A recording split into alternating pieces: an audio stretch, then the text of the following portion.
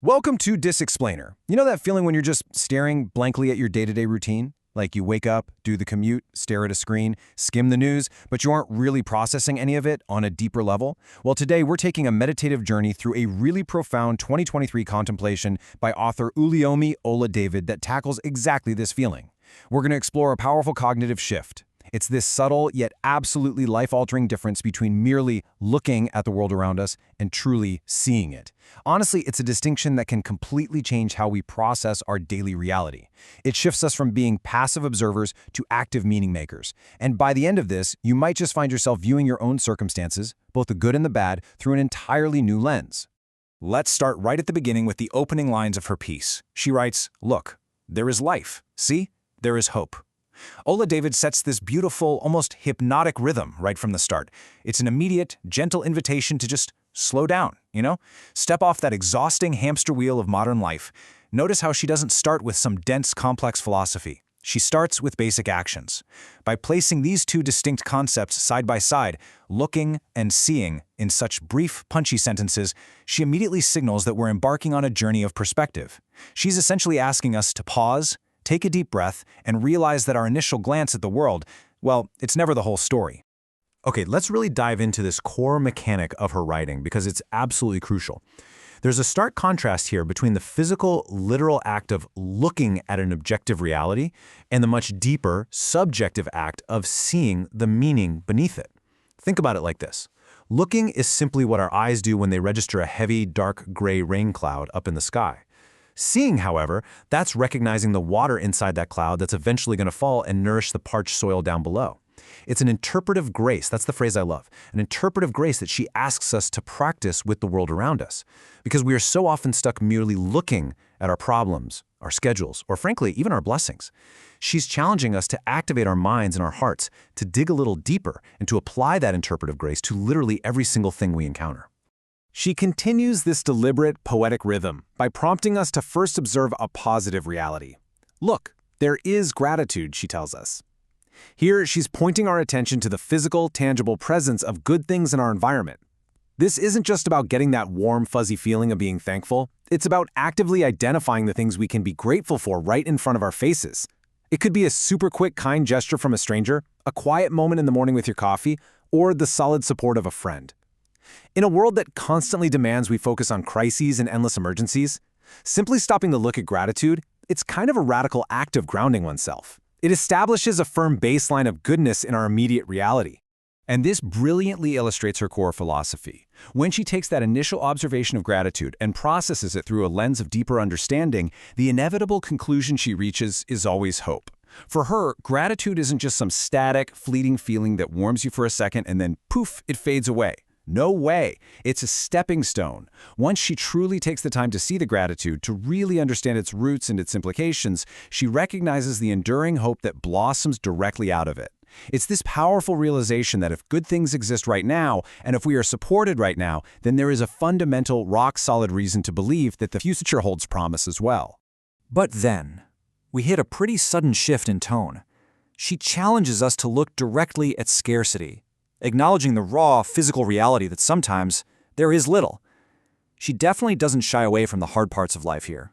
This isn't some brand of toxic positivity where we just pretend everything is sunshine and rainbows all the time. Actually, it's the opposite. She looks straight at the deficit. She fully acknowledges those very real, incredibly heavy moments when our financial resources, our emotional energy, or just our external circumstances seem completely, totally insufficient. And let's be real. It takes a lot of courage to look directly at what you lack without immediately turning away in despair. She is validating that experience of emptiness, holding it right up to the light and saying, yes, this is real. There is little. Yet, even when confronting that undeniable scarcity, her response remains incredibly steadfast. She insists that if we look deeper into that exact same situation, we can still find that seeing yields hope. If we look deeply into an empty bank account, a totally stalled career, or an utterly exhausting week, we don't have to be defined by the lack. The physical reality of having little simply does not dictate her spiritual or emotional reality. Her interpretive lens transforms even a severe lack of resources into a reason to remain hopeful. Maybe it's a hope for resilience, a hope for future provision, or maybe even a hope born from the crystal clear clarity that only comes when we are stripped completely down to the bare essentials. So let's zoom out for a second and see how this all builds into an overarching pattern. When we look at her contemplation as a whole, this fascinating framework emerges. Think about all the varying inputs she asks us to observe: life, gratitude, having a little, mercy, and grace. Now, some of these inputs are super abundant and joyful, right? While others represent profound struggle. But no matter what the input is, the output of her interpretive seeing is consistently, unwaveringly, hope. It's like a remarkable cognitive algorithm, where most of us have a mental algorithm that instantly turns uncertainty into anxiety or scarcity into fear. Her chosen mental algorithm dictates that every single path she walks down ultimately leads her to the exact same optimistic destination. To fully grasp this perspective, though, we really have to look at the author herself. As a Nigerian, Oluwole Oladevid anchors her incredible optimism in two very deep roots. First, she has this profound love for people and an active, driving concern for global development and transformation. And second, her steadfast faith. She specifically notes her belief that her Father God owns and rules the universe. Now, this context is absolutely vital because it explains exactly why her default setting is so incredibly resilient. Her ultimate lens for seeing the world isn't based on some naive, wishful thinking that things will just magically get better. Not at all. It is anchored in a deep-seated belief system and a profound love for humanity that constantly, relentlessly fuels her forward momentum. And here is where I think there's a really surprising twist. The crucial point is that she isn't just writing lovely poetry in a vacuum. Her contemplations are beautifully juxtaposed with a highly analytical, data-driven career. I mean, she deals in technical insights, policy briefs, and rigorous public opinion polls. She focuses heavily on generating concrete solutions, influencing complex policy strategy, and providing much-needed clarity for global development.